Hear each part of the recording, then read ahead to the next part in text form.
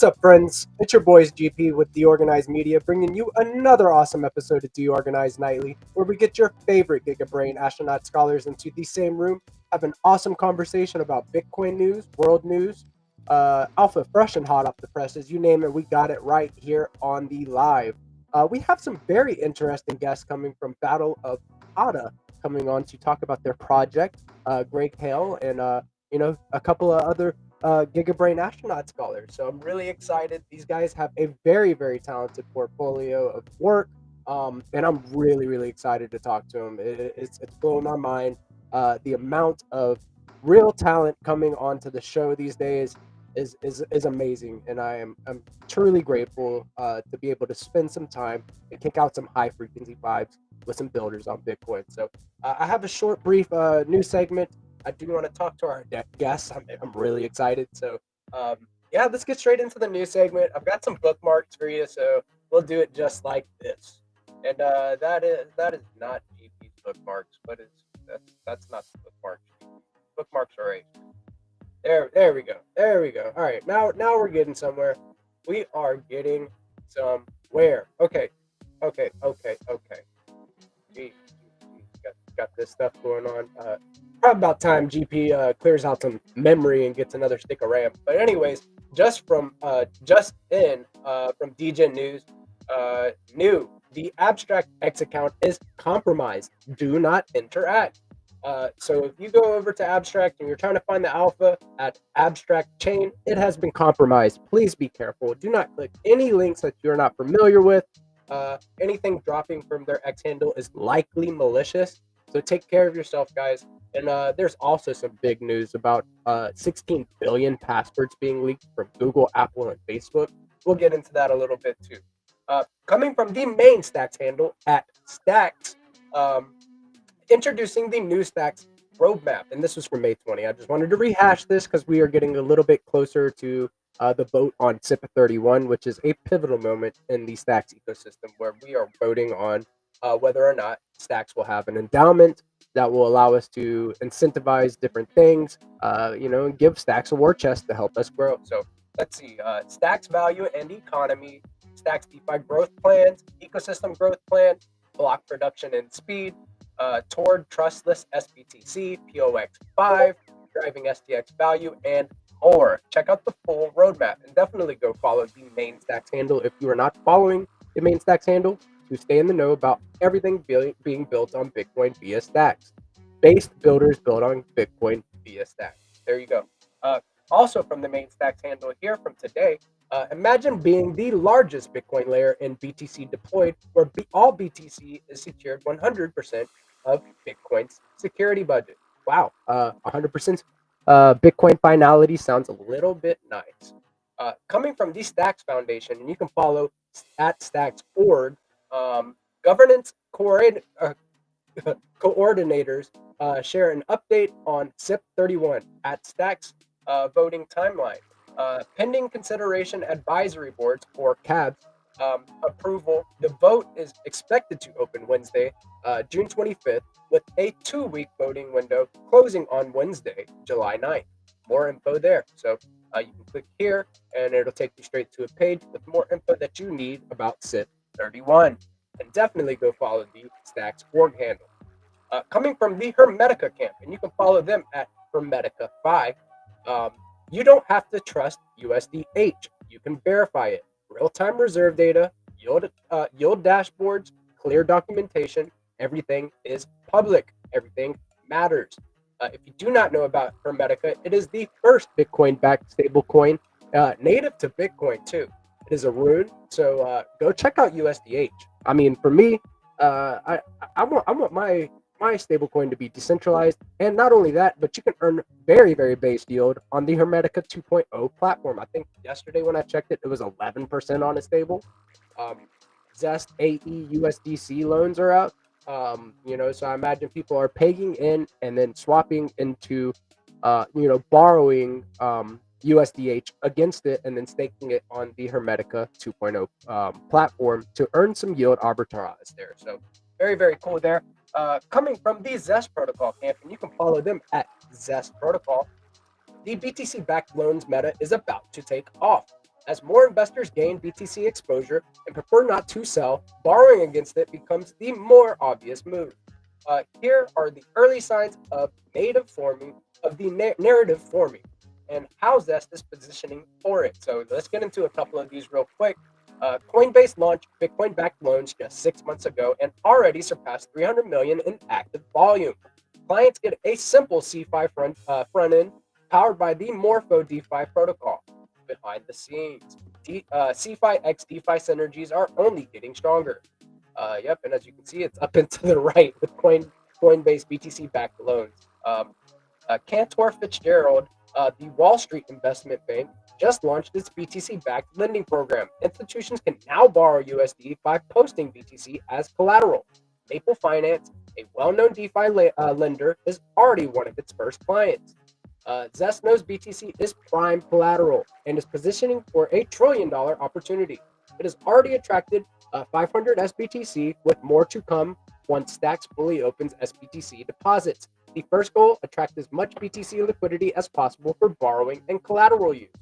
SBTC is already powering 1 million in borrowing liquidity.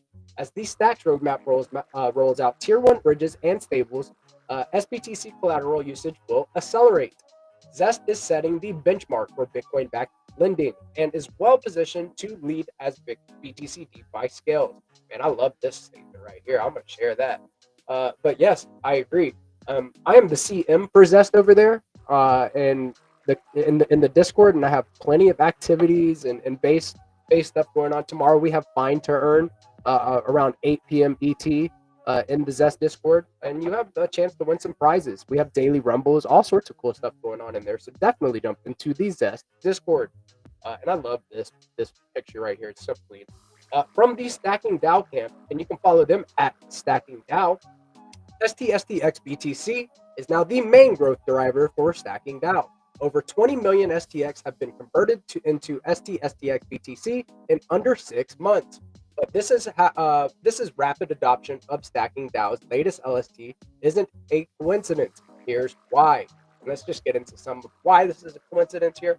Why is STSTX growing? Many in Stacks want to earn BTC yield when stacking STX. If they didn't want to stay liquid while earning STX rewards, STSTX, the only option was to lock STX to get BTC yield. With STSTX they can now use DeFi while earning up to 10% yield in SBTC. Love that right there. And this next one here is probably all I'm going to cover. So STSTX adoption is accelerating thanks to its utility in DeFi. For example, over 200K in loans have already been issued on Zest protocol using STSTX as collateral. The up to 10% APY in SBTC rewards makes it an optional optimal collateral, as yields can help repay loans over time. Yeah, I know that's one thing that I'm loving doing is daily rewards in SBTC for just holding STSTX and staying liquid. You can still swap out of it, right? You're not locking up for any period of time. Very, very base. Liquid stacking tokens are awesome. And I might cover a couple of these later on, guys. But for now, I want to bring our guest on because I'm really interested and eager to jump into this conversation. So let me stop sharing my screen and maybe we'll track back around to the news in a little bit. For now, I'm going to bring on our guest. We have the legend of Stacks Legends, Jackson Switch. We have Jane Fleming. We have Mark Ordesky. Sorry, Mark. Hey, no worries. Lovely Peace, Love Music, and Greg L. What's up, guys? How are you doing? Happy Thursday. What's up? What's up? Good evening, everybody. Yeah, I think there's like some like, you know, you guys want to introduce yourselves and kind of tell like what your background is and what you've accomplished and stuff to our guest, and you know, let us know what's going on. Greg, Mark, Jane, like you guys are a solid team and you're making the circuit right now, making all the podcasts. So I want to shoot to Mark first. Mark, I would love to hear kind of like a little introduction. Do you have an introduction?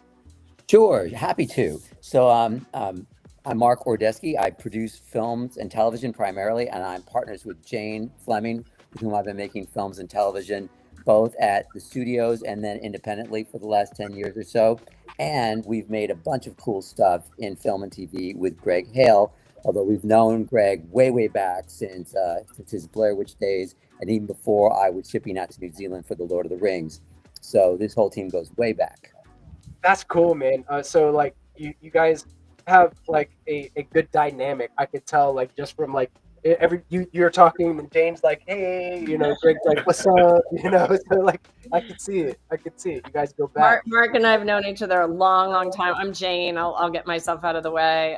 Mark and I met when we were like kid executives at a company called New Line Cinema, which, you know, made all of the Freddy Krueger movies and Seven and Dumb and Dumber and The Mask, and like we had a lot of fun during that period. And then Mark ran off and made Lord of the Rings. And we always talked about having a company together, and now we do. And we'll get into this, but one of the things we love to do is to try to work with friends and do cool things that aren't film and television, or traditional film and television, which we'll talk about more. But we consider Greg Hale. We've made 2 movies and a television series with him, and he's slept on my couch. So I think that we're family. Like this, right? That's cool. I love it. And Greg, did you want? I know you've been on the pod before, but did you want to rehash some of your background and stuff too? Because I think it's important. I think what you guys have created together is amazing. So it's I'm a little giddy. I'm not gonna lie. Yeah. I was on previously, so I kind of got my time in the spotlight. Hopefully, we can learn more about Mark and Jane's history, which is amazing. But yeah, Greg Hale. I guess my title is Executive Creative Director of not only Battle for Hada, which is the Ordinals-based game that we're launching, but the whole Emerald Anvil universe, which is a multi-platform storytelling world that Mark and Jane and I have been working on for a long time. We have a novel, we have a physical board game, we have a podcast, and the 4th platform is Battle for Hada, which is built on Ordinals. And that's what we're trying to get out there and share it with the world. We are learning that. Well, so my background also, like Mark and Jane, is film and television. I've wanted to be a filmmaker since I was 11 years old and watched Star Wars. Primarily horror films, and unless you're a really pretty big horror fan, probably the project that of mine is Blair Witch Project. But I have made lots of other horror films and TV shows, a couple with Mark and Jane. I also co-founded an advertising agency in New York years ago called Campfire, and we did story-based advertising, multi-platform story-based advertising for mostly entertainment brands. We did Game of Thrones, we did True Blood, we did Terminator, we did lots of stuff. We also did kind of odd storytelling based stuff for Audi and for televisions and for all sorts of interesting things. So just the idea of storytelling in different environments and telling stories in different ways. So as Emerald Anvil developed as an idea, this dangerous fairy world, and Ed and I, my partner, got serious about it, we brought Mark and Jane on to really make it real. And since they got involved is when it turned into something that's actually tangible and out there for people to interact with. And Battle for Hada is just the latest, very fluid, very fast moving, like we were saying in the waiting room before we got started. We are definitely learning Ordinals. Bitcoin is a very fast moving environment. And as creators, we're trying to adjust to that and keep up with it. And not only keep up with it, but use that to our advantage and come up with cool stuff as a result. This is awesome. Yeah, man. I have a remark. I know about Blair Witch. My uncle is he knows about horror movies, and he's into aliens and stuff like that. So whenever I was a kid, the Blair Witch Project scared the shit out of me. I have to tell you, very immersive. So just gotta let you know that. Yeah, I know about the Blair Witch Project. So. Yeah. So look, you guys tune in next week when we have Peter Jackson, Keanu Reeves, and Steven Spielberg on as they discuss their Ordinals collection. But seriously, your lips to God's ears, actually, because that means we've done something to capture people's attention, and we're really excited to be here and hopefully make it a big success and have people go, wait, what's happening over there? So nothing would make us happier. And that's exactly it.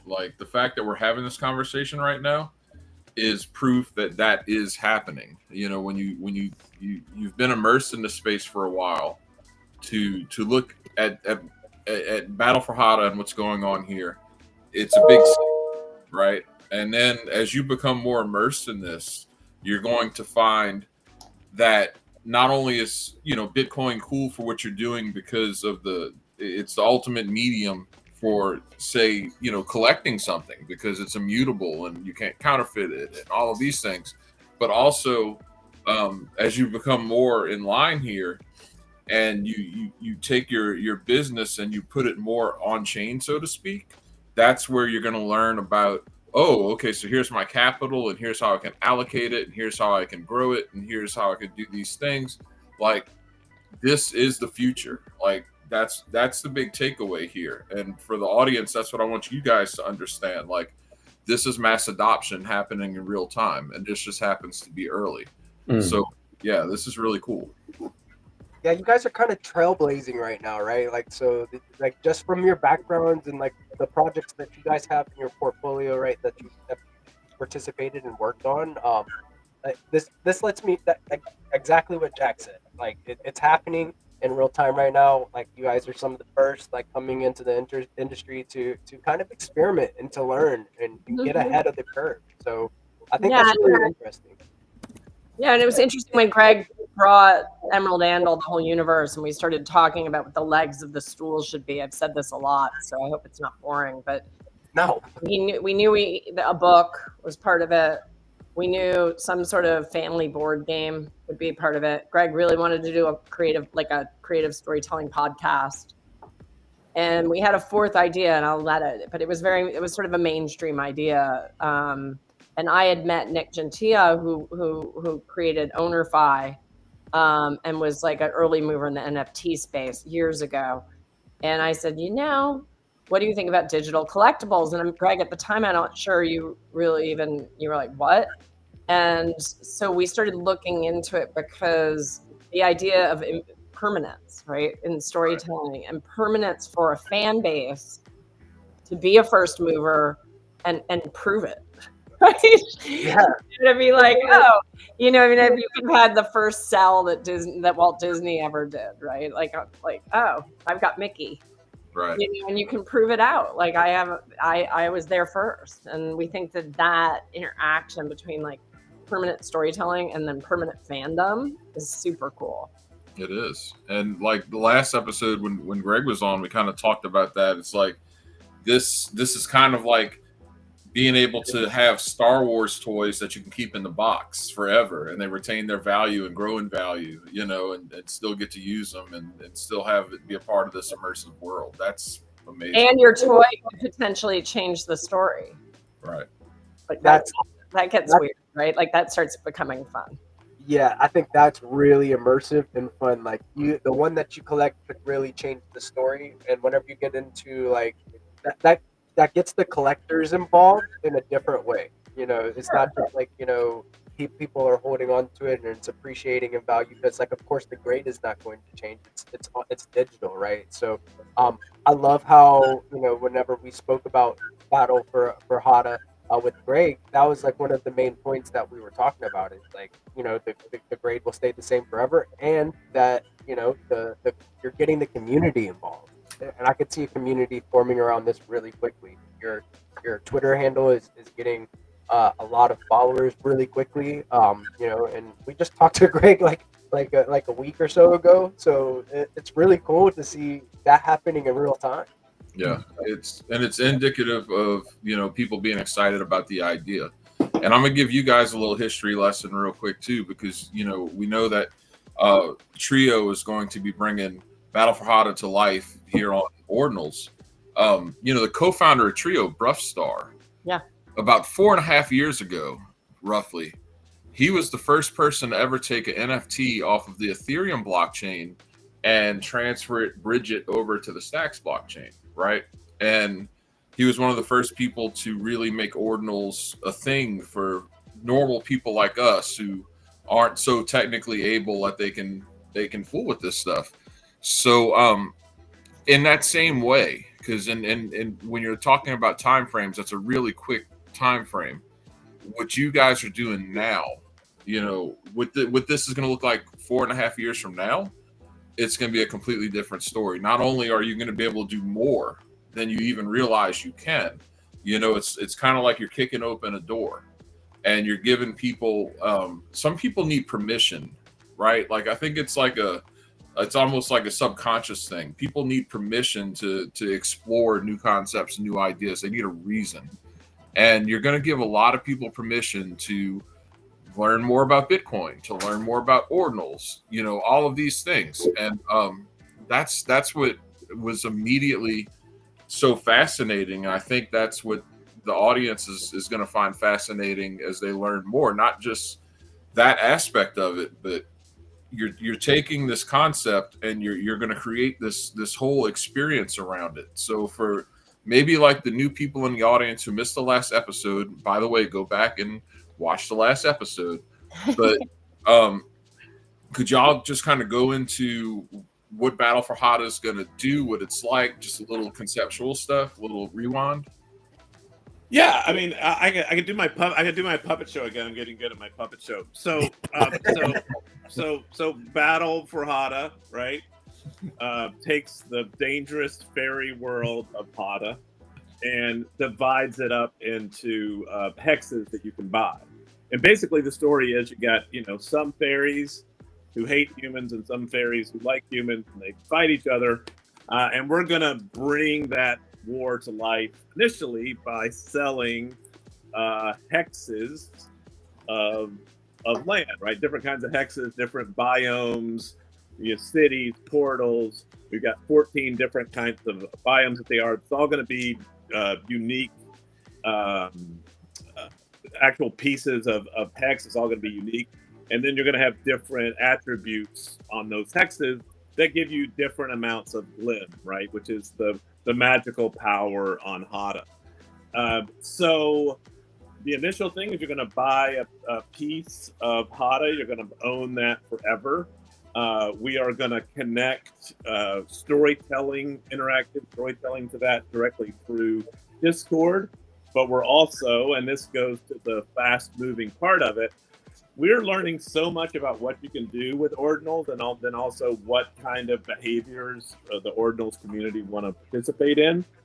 So we're going to have a much quicker turnaround. Click a game, use your glim, click something, have combat, get a result of that, and then have that in turn feed back into the Discord system and kind of basically allow people's gameplay to determine how much influence people can have on the story. And that was something that we weren't even comprehending as possible for a while, but as we're learning more about ordinals and all the cool stuff that's happening, we're realizing that we have a lot of capability to do direct, even like on-chain gaming that is kind of blowing our minds. So we don't know exactly what it's going to look like. It's changing that fast, but when we launch, there will be multiple ways that you're going to interact with the storytelling of not just Battle for Hada, but Battle for Hada is going to affect the entire story, Emerald Anvil story world. So that's that. That's the nutshell of this. When I was on last week, we kind of got into my side of the story. I think that Mark's and James' experience with film and television, is a huge part of our story. But specifically on the geeky side of things, Mark's connection to Lord of the Rings, I think, is something that that people will find interesting, but also in a lot of ways, my stuff with Blair Witch, the stuff that Jane and Mark and I worked on together, but then specifically like the stuff that Mark has done, really is kind of all part of the same storytelling philosophy or philosophy toward content creation that we're feeding into Battle for Hada. What's really cool is the if you just go buy a game or your board game or video game or whatever, and you get immersion or what have you, but when you met one of these hexes for Battle for Hada, you literally own that piece of land, and it's on the blockchain, like, because you own that piece of block space, right? You own that's yours. It's like having a stake in something. That's what Bitcoin is, and that's what ordinals are, right? It's like, look, this is my claim to this piece of Bitcoin. So it's cool on that whole other level.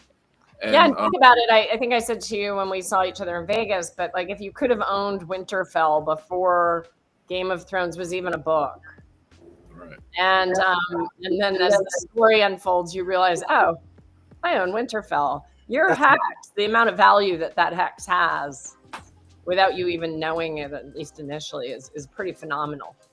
Oh, 100%, 100%.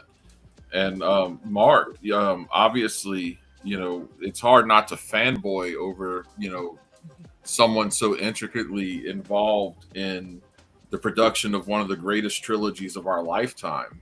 But when you were, I remember this well. Like, you take my wife. My wife grew up reading Lord of the Rings. Like, she loved, the whole story. But a lot of people weren't really introduced to Tolkien or that world or anything until those movies came along. So I think there's probably, are you feeling like similar vibes here with, Battle for Hada and Ordinals in terms of like introducing, not only just this new world and this fantasy and the storytelling, but also, like the Bitcoin side of things too. Are there any similarities, like having like any slight deja vu here? Because Yeah, totally. And also the innovation element, which we've kind of all been covering already, but this whole idea like of not just mass viewing and communal enjoyment of viewing something all together and talking about it, but mass direct participation. I mean, before Lord of the Rings, which I read when I was like 12 years old, I was a Dungeons and Dragons hardcore person. I still actually play D&D, old school tabletop D&D, with the same group of guys I've been playing with since like high school era. But I remember like when a character would become powerful enough in D&D and they had enough treasure, they sometimes would like build their own tower or something, right? But it would take years and years and years for that to happen. And then I remember we'd add them to the board. Like we all drew our own maps, of course. And then you draw their tower on it and you'd say, Jane's Tower or whatever. But here you're flipping the whole script. You're basically saying,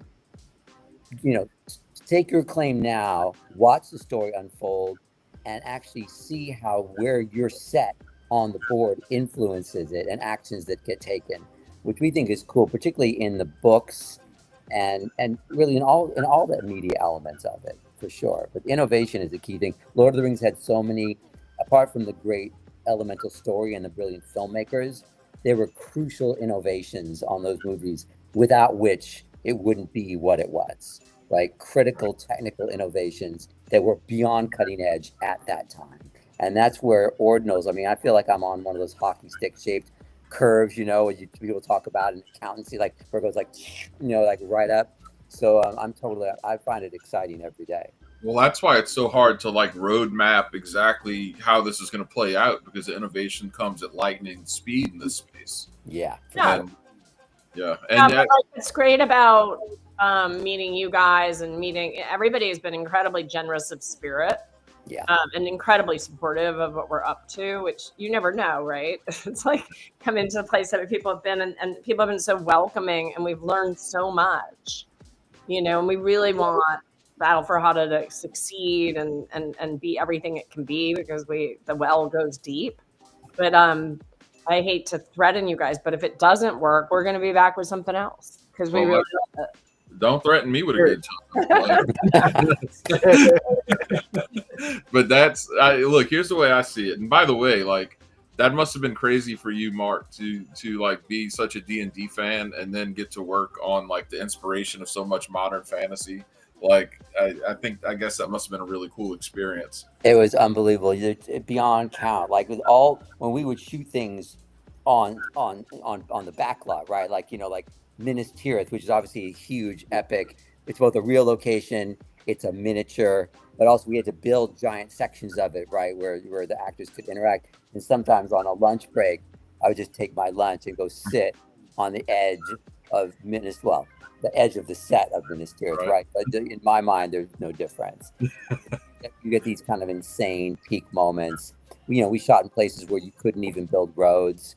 We had to essentially find innovative ways to travel to where Edoras is, right, which is a place called Mount Sunday in New Zealand on the South Island, because it's so environmentally sensitive. We had to build our way in and then erase our departure. Oh wow! So when you go there now, it's super cool, but it's literally the most wild place in New Zealand. You would have no clue other than the fact that you remember, oh my God, Edoras is on the top of that plateau, but it's not there anymore. No, that's really cool. And now you have like no constraints essentially on Bitcoin, you know, and I mean you could literally we might be having this conversation 5 years from now where Battle for Hada is taking place not only on chain but in a virtual world, right? Sure. And I mean this is literally where it's at, because it is as good as Lord of the Rings has held up in terms of, you know, the special effects and all of those things. It held, and I'm gonna ask y'all off camera why that is. Why like the effects from the early 2000s are still as good and sometimes better than what we've seen recently in recent films. Anyway, you know, that's not going to be the same, you know, because it's already made. It's not alive. What you guys are building now is alive. Yeah. Right. Like that's what's really cool, and it's permanent, and it's that. Yeah. I don't know. I could go on about this all day. I got to give other people a chance to talk. No, you're doing really good, and you're doing justice by the conversation, Jack. You know, I think that Bitcoin and ordinals are such a very special place. Like we're at a very special place in time in Bitcoin's history where stuff like this can take place, right? Ordinals are only how old? Like a year and some change. Yeah, right? right. Yeah. It's fascinating to think of what type of technical advances will take place. And that point that Jack made, that hey, you Battle for Hada may take place somewhere in the digital realm where you're in a metaverse interacting with others, and you know, you have even more immersive storytelling through that. So we're at the cutting edge of the tech right now, and that you guys are even thinking about it this early is amazing. It shows how ahead of the curve and how in the know you guys are. Not everybody is thinking in this fashion right now. Everybody's still thinking in the Web 2 fashion. Whenever But I don't think it's an accident that it's you guys, because right, it's I agree. the creativity aspect of all of this. It's like, I don't know. It's like flies to the insect zapper, right? Like it's just like it just draws you in. If you're creative and you start to talk to someone, or you learn for yourself, like just what all can be done in this space. It's I mean, that's what I get most excited about. You know, I love participating in the creative aspect of it, and the innovation and innovation in general. And so that Us too. I mean, you know, we love the idea that, I mean, look, what we're positing is that you will own a piece, you know, of Hada. You can stop there, or you can go as far as you want to go with your imagination, with what that means to you. You know, and the idea of ownership is so important, because often people engage with stories as a third party, and they can own a T-shirt or, you know, merchandise that's being offered to them, but to be part of the actual fictional story world made real. I don't know. I think there's something really unbelievable about that. Mark has something on his wall that I'm gonna ask him to go get. Oh, but it's important, as because you talked about rings and how it compares. You know, Mark has a cool prop. hold on a second. I'll grab it. Yeah, this is the good stuff. Right? if this is what I think it is, screen grab it. So, hold on. So this is Andril, the reforged sword from Return of the King. So in Wellington, New Zealand, where the film was headquartered, we had a medieval forge, like hammer and tongs, like the full deal. And we had this master swordsmith, Peter Lyon, who I'm still friends with. And basically, so he made Hold it up, Mark, so that you can see the hilt. Just so you can see. So here's the hilt, right? That's And so cool. you look closely, you can see all the hand etching, right? That's in there, all the elvish etching. This thing is literally as tall as I am. It's actually hard to get it all in the whole frame. That's okay. But basically, I think you did good, dude. Yeah. But basically, so Viggo Mortensen obviously has the Andril that he acted with in the movies. And then after the Return of the King Oscars, Peter Jackson and Fran Welsh had Peter Line make me basically a copy. You know, like they hand forged one and shipped it to me in a Raiders of the Lost Ark kind of crate, which Oh, wow. showed up in our offices in Los Angeles, which is pretty fucking cool. Yeah, It's awesome. agreed. But like that is like, you know, Mark owns that, right? Like this is Right. it's imagination made manifest, right? And I think what I'm trying to say is that to me is the similarity about what we're trying to do here is that we're allowing people to own a piece of it, and who knows what that ownership will get you. I mean, Right. we have a lot of ideas about, you know, that people that are more active or bigger collectors, you know, will have benefits to that level of engagement that a current owner might not have, and the things that they do will accrue value to their hex because it will ultimately be transferred. Sort of when you think about the feudal, like the, you know, if you were a knight and you got land and then you got a couple titles, and then when you sold your land, you sold the titles with it, right? Right. And so that increases value by the mere nature of your investment in the story. It Yeah. makes a more immersive experience for the audience and the users. And create real value. I mean, and then also helps give you the opportunity to make a more robust community around sure. your ecosystem. So it's a value add in a holistic way. Like it makes a better experience for the user, so it makes a better product market fit for you, and then you can build out more around it. It's amazing, and it really is. So just stepping back from the general crypto perspective too, like right now, you know, crypto cycles, and we're in the institutional adoption cycle, and there's no two ways about it right now. That's where it's going. The next cycle is the mass retail adoption, and to get there, we need more stuff like this, the pop culture, entertainment, fun kind of interactive stuff coming on chain. So this is really not just cutting edge, but it's very timely because we're about to transition to that next phase, and there's Really more and more demand. And you're in the right space with the Ordinals crew, and especially the Trio guys. They're awesome guys.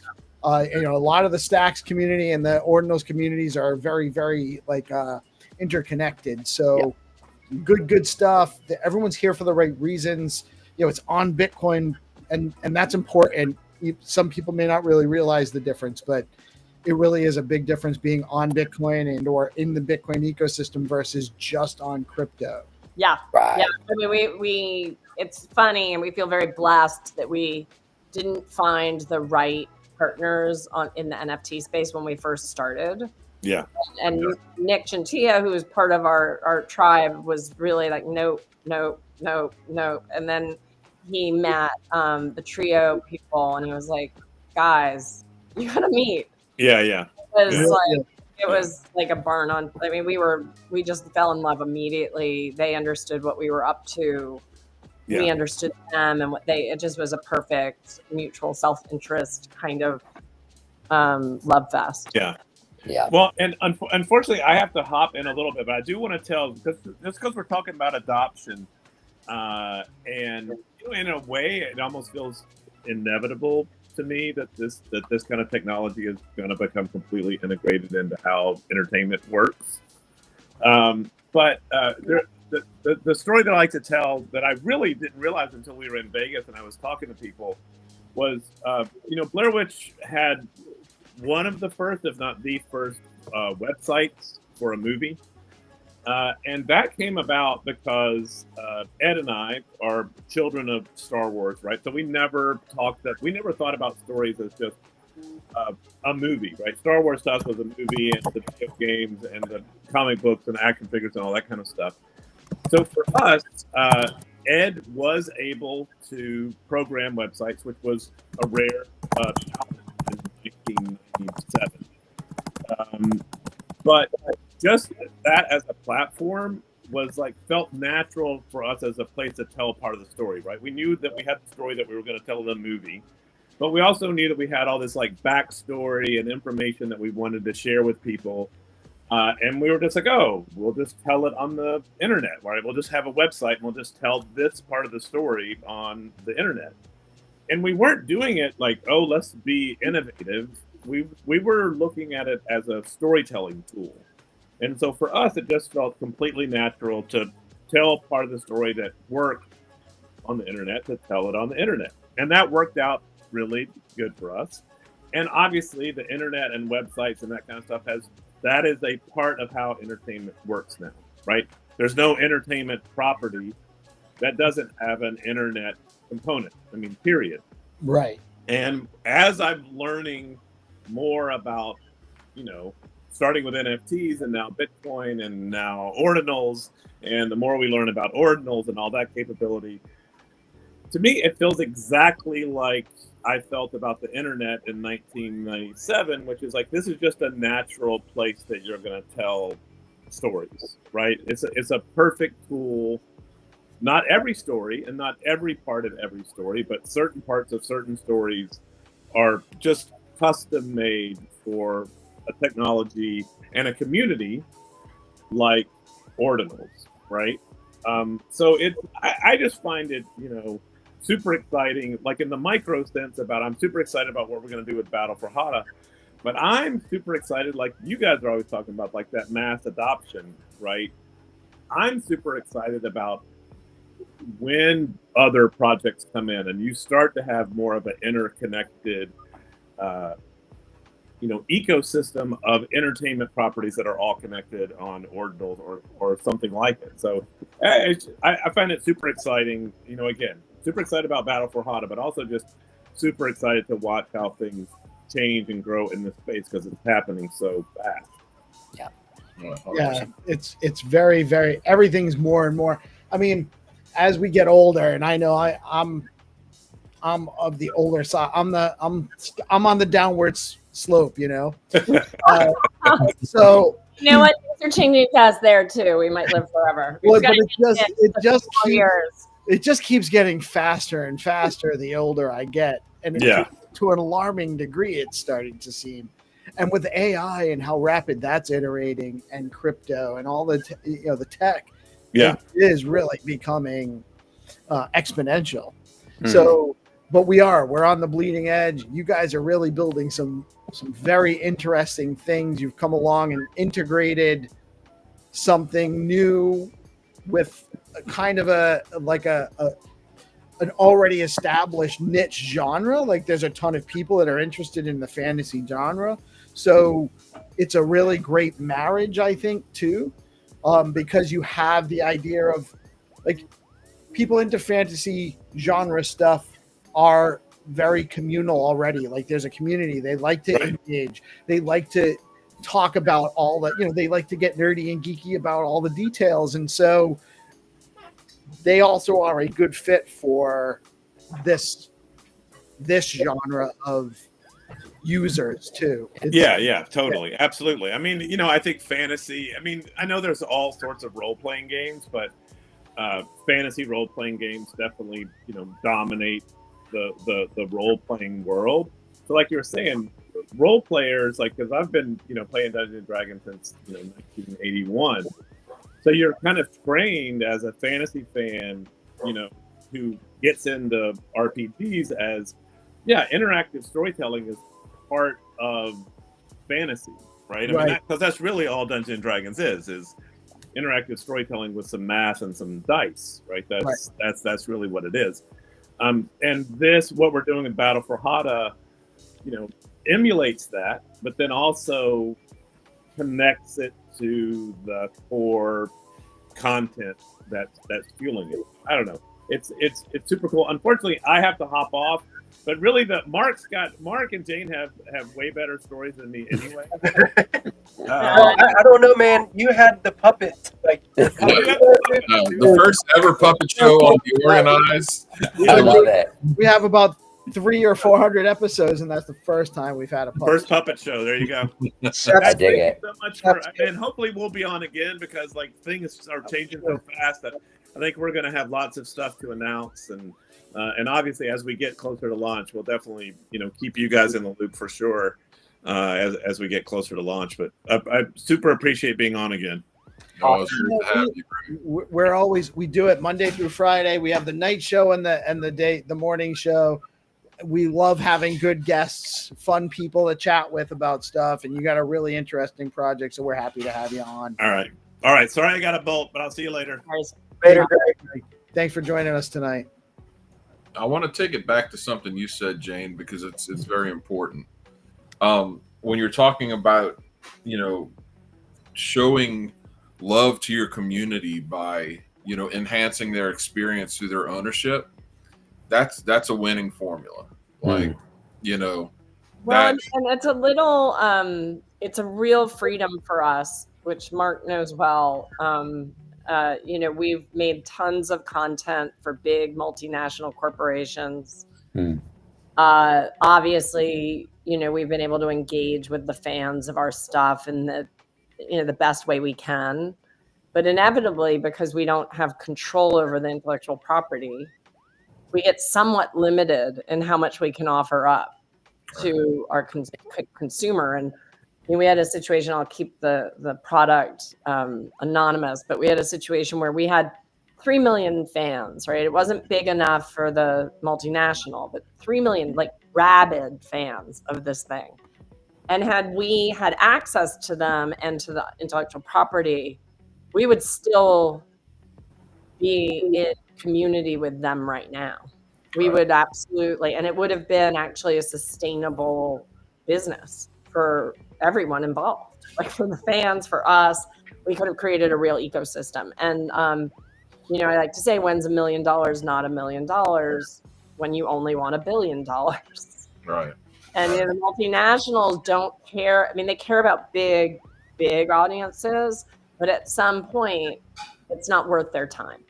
And and for us, we just love the idea of creating a community that is, is family, and that, and I don't want to overpromise, like we're going to do our best. It's still going to be a lot of people, but our goal is to give people, the most amount of people, the best experiences they can have, and to build a community that is like generates its own joy. Right. And that's what's sad about so much in modern entertainment. Everything is kind of geared towards, I guess, that you're giving me a fresh perspective, that, hey, we have to capture billions of people's attention, and, because that's where the most dollars are. So let's just make the content that is just going to appeal to those huge audiences. And there's so much you're missing, in between. There's so much you're missing, and there's so much character development and ideas and great stories to tell that are in that middle, right? So that's really cool. That's the first time I really and I think that it becomes a give and a take between our community and our Hex owners, our owners, and us, right? Like, and how we can make that experience really work. And to fast forward to technologies and engagements we don't even see. What if somebody wanted to open a forge in Hada that sold real live swords? Right. Well, that's cool. Or I think, why wouldn't we be excited about that? That's great. And they can make swords, and they can sell their swords, and it's from their hacks. And so it is of our world, but it's their opportunity. I think what we'll probably see as this is released and it catches on and it gets a rabid community and fan base, I think you're going to see a lot of like AI generated short features and stuff. Yeah. How great is that? How cool is that? And there's going to be a tie-in, because as this kind of content is created and is better and better, it's going to be distributed and owned via NFTs and ordinals and things like that. And you guys are going to be kind of like in the old Star Wars, where you had all of these books and everything that some are canon, some are not, but all of this stuff created by fans that expands the universe. I could definitely see something like that. Well, and Greg, when he first came to us, it's fun to talk about him when he's not here, but he had talked about part of what he wanted to create here was what he called open source storytelling. Yeah. And so that's been in our heads as we've helped him navigate sort of how to invest in his own IP. And obviously you have the book, which is traditional and is the canon, right? And he has his Bible. But the open source of it is really important. And I don't know many places that have done that. And this is so great because it's got permanence and it's also limited. It's a limited community of people that it creates something I think really perfect for open source storytelling. Yeah, And decentralized. Own a hex and call it a day. You know, Yeah. you don't have to fully Decentralized storytelling is really interesting to me. Getting your community involved, letting them have. That's a really good point, Jack. Like, you know, you have your canon and then you have your non-canon. Like, what's to say that all of it can't be canon, right? And then just well, at some point, right? There's going to be only very certain things that Greg is going to sort of create that will be biblical. Yeah. And then everything else can kind of live and we'll see where it goes. And it will feed back into, you know, some of it will just sit out there, right? But some of it can be woven back into canon. Right, exactly. Like, yeah, like it could be something that really catches like Greg's eye and is just like, oh wow, this is something really cool, and it's from the community, and then like it reinforces that bond, right? Like, of like, hey, we saw your creativity, we thought it was good, so let's like make it canon. You know, like who's to say that? You know, it's really cool to think of it that way.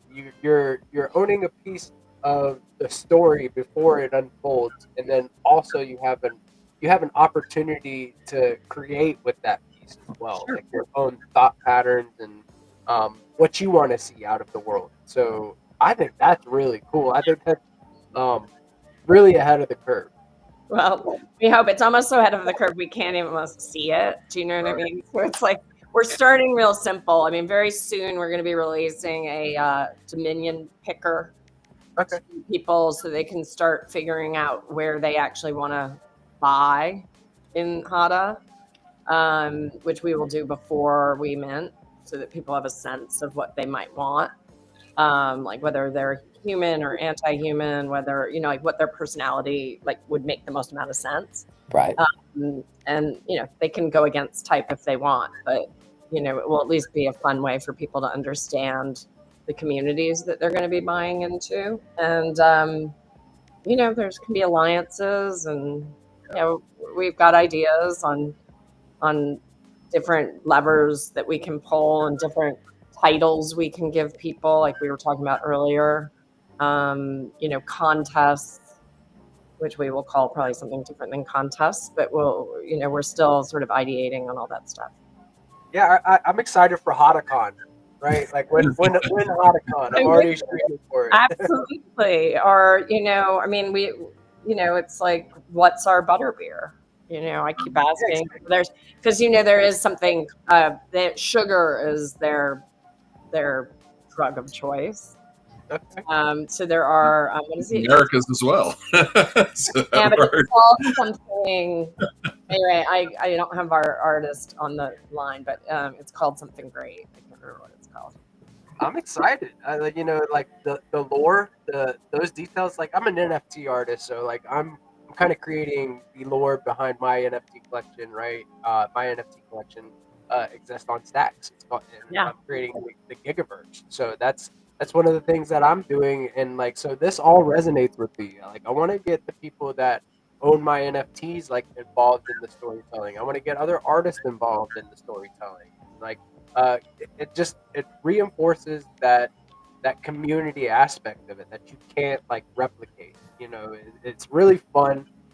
You get the people that are like diehards about your stuff, and like you know, you become like it's almost like a cult classic immediately, and you develop a following, and you know the people that are writing for you and really enjoy what you're doing and what you bring to the space. So it's fun. It gets really fun, especially whenever you embrace the community aspect.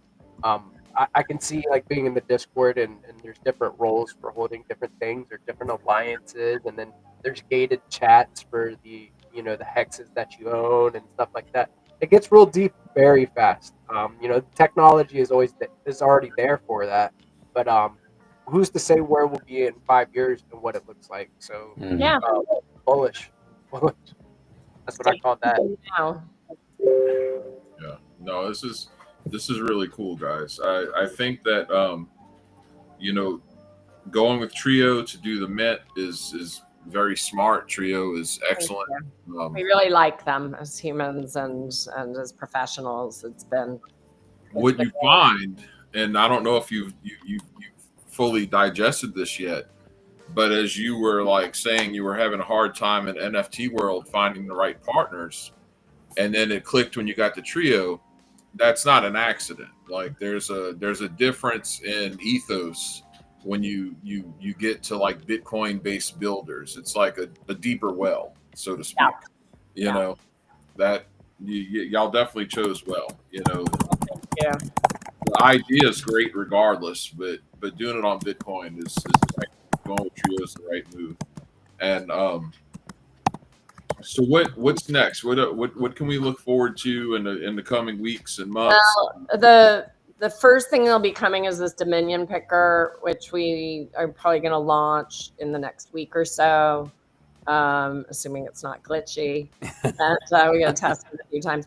And then, we're going to be talking about it. And as Greg said, we're putting some game capability right into the hex. So that's new. So we're sort of adding it on, which we're excited about. And and so watch the space. Yeah. We are starting to get gear up our Discord and get active in there. So join us if you wish, and any of your viewers, and just thank you for the support and letting us talk about this stuff. No, this is fantastic. Yeah, very excited. Can't wait to get my hexes. I think that from an ordinals collector's point of view, it's fascinating because this is a new meta, so to speak. As someone who trades, it's very compelling because you're betting on that new meta. You're like, well, if this kicks off, I want to take a chance of getting like the best I possibly can at the best possible, price, which is at mint. Yeah. Typically. And as someone who's a fan of just creativity in general, not just fantasy, but just and where that creativity meets the blockchain, this is just massively exciting. It's so cool to see, the evolution of ordinals taking form in this way at this time, because this is still, in the scheme of things, a relatively new advance for Bitcoin. Ordinals have not been around that long. Sure. I own a ton of them, and they're all just static images, and they're either like, I own this one because I like being a part of this community, or I own this one because I like the art, or I bought this one because I was hoping it would go up in value. And this is like all of that together, plus a ownership and a story, a work of art, a game, a multimedia immersive experience. So you're adding a whole new shade of complexity to this space. And it's very excited, guys. Well, thank you. I mean, and really thank you for your incredible warm welcome, because we came into this on gut, not being totally sure if, how everybody would feel about what we're up to. So we're really thrilled and really humbled to be sort of welcomed so warmly. So thanks. Yeah, we're gonna have some fun, guys. We're gonna have some fun. That's the whole point, right? And have some fun, make some money, and repeat. Right. You guys are onto something, and this, like you said, this might be the first of many ventures, but to see this thing grow in the way that that's our first hope, right? Our first hope is to like make this, and as Greg said after Vegas, he said, if this only lived on ordinals, I'm game. Yeah. So Solid. I love that right there. You can really see the opportunity that everybody's laying out for us. So, yeah. Right on. Well, thanks for you guys. We'll report back in. We'll let you guys know what's up. Awesome. Yeah. Awesome. Looking forward to it. On it. And I'm really, really excited to have you on again. And like I said, like this is an open platform. Me and Steve, like you said, there's the night segment at 7 p.m. ET, and then we have the morning segment if that suits you better at 8:30 a.m. Cool. So you guys just let us know. And it's gonna be a bunch of fun, and I look forward to seeing the Dominion picker, like getting involved. I mean, it's really lovely to be able to have an idea and just make it happen. So off we go. That's right. Yeah. That's right. You guys have a blessed night. You guys so much. We really appreciate it. Yeah, this was a lot of fun. Thank you all. Right. Have a good night. Take care. Thank you for joining us. Our pleasure. Bye-bye. Bye. Battle for Hada. Battle for Hada. Dope. Good people, good energy, in very, very interesting, unique product, niche. And working with Trio, which we all know those are just a bunch of Chads over there. Chads. Seriously, Chads. In it for the win. I think it's gonna be a lot of fun. And I look forward to it, man. Like it really sold me today. Like I was like, okay, like I fanboyed out a little bit. I toned it down. I was like, okay, all right, you know what I mean? Like some people don't, I gotta approach it tactfully. But no, they're easy to talk to and in it. They understand it. They're in it and understand. That's the best takeaway from it. So, guys, it is around that hour mark. I know that our guests are not with us anymore, so I know it's about that time. I want to thank you guys for always showing support, man, showing up and showing out like we do. DeOrganized is where it's at. Simple as that. Hell yeah, man. Of course. Well, you guys have a blessed rest of your night, and I will catch you guys tomorrow. We'll do it all again. We'll do it again. Later, guys. Later. And this has been another based episode of DeOrganized Nightly, where we get your favorite Giga Brain Astronaut Scholars together, have a dope conversation, bring you the latest Bitcoin and crypto news, alpha and fresh hot off the presses. Be sure to follow Battle for Hada on X to stay in the know about what they are working on delivering. I'm getting ready for that Dominion picker. I'm trying to find my hex. All of that and the above. And I loved Greg's puppet show. I think it was so based. First time that I've seen somebody come on with okay, I've seen it. I've announced this 1,000 times. Some people are visual learners. Let me put something together. And he flawless victory. Just performed the perfect visual demonstration for Battle of Hada for you. So there you go, guys. I hope that you have a blessed rest of your night. Remember to keep high frequency vibes. Keep love in the room. Be sure to tune in to the Let's Go Morning Show at 8:30 a.m. ET, Monday through Friday, along with the DeOrganized Nightly segment at 7 p.m. ET. We have bass guests all the time, and we just had some very, very bass guests just now. So I love getting to talk to Jane, Mark, and Greg. You guys be sure to go follow them and stay in the know about Battle of Hada. I'm loving it. I'm loving seeing that the creators are being onboarded to Bitcoin and being orange pilled. So this is where it's at. Eventually we're gonna stack spill some creators as well. Your Bitcoin is more has more programmability on stacks on layer 2. So yeah, I mean it's only a matter of time, guys. We're early as they come, and our future is so bright that we need shade. Simple as that. You guys have a blessed one, and I will catch you again tomorrow for another based episode. You guys take it easy, and like I said, keep love in the room. Markets will get better. Don't get shaken out. Huddle on. Stay strong. I'll catch you later. Peace.